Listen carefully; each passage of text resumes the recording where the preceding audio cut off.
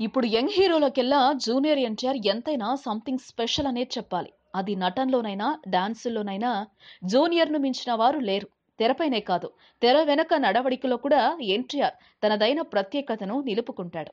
ఇటీవల వరుస సక్సెస్‌లు వచ్చినా ఏ మాత్రం గర్వం ప్రదర్శించకుండా అందరి ముందు మంచి మార్కులే కొట్టేస్తున్నాడు. ఇక లేటెస్ట్ విషయానికొస్తే ఇటీవల ప్రభుత్వానికి కట్టాల్సిన ట్యాక్స్ ఎగ్గొట్టినట్టు జూనియర్‌పై ఆరోపణలొచ్చాయి. Comptroller and auditor general CAG ఈ విషయాన్ని వెల్లడించింది.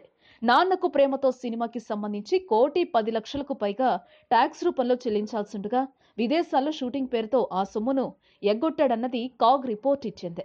మామూలుగా అయితే ఆదాయ పన్ను గురించి వివాదాలు తెరపైకొచ్చినప్పుడు సినీ పెద్దలు పెద్దగా స్పందించారు. ఎలాంటి వివరణ ఇవ్వకుండా మౌనంగానే ఉంటారు. అందరిలాగా ఉంటే అతను ఎన్టీఆర్ ఎందుకవుతాడు?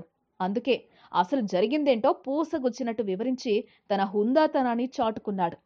దేశ చట్టాల పట్ల తనకు పూర్తి గౌరవం ఉందని, విదేశాల్లో పూర్తిగా షూటింగ్ జరిగితే ట్యాక్స్ కట్టాల్సిన అవసరం లేదని కొందరు చెప్పడం వల్లే ఇలా జరిగిందని వివరణ ఇచ్చాడు. లేకపోతే ఆ సొమ్ము మొత్తాన్ని నిర్మాత నుంచి తాను వసూలు చేసేవాడని జూనియర్ స్పష్టం చేశాడు. అంతేకాదు, కాగ్ రిపోర్టుకు సంబంధించి తన ఆడిటర్ ఇప్పటికే స్పందించారని ఎన్టీఆర్ చెప్పాడు. ఒకవేళ తాను చెల్లించాల్సిన బకాయి ఏమైనా ఉంటే చిల్లి గవ్వ కూడా చెల్లించడానికి సిద్ధంగా ఉన్నానని ప్రకటించాడు.